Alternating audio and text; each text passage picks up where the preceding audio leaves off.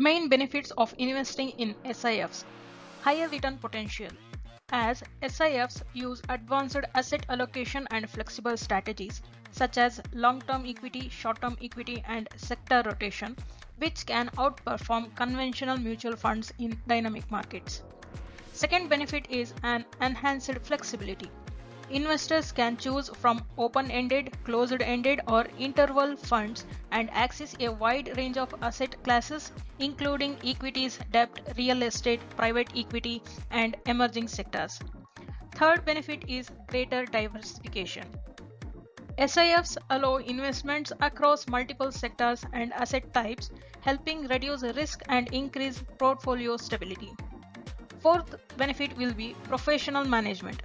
Experienced fund managers oversee SIFs using deep market knowledge and strategic risk assessment to optimize return. Fifth benefit is access to niche and alternative investments.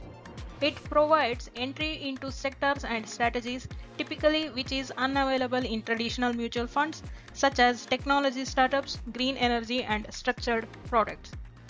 Sixth benefit is regulatory oversight and investors' protection.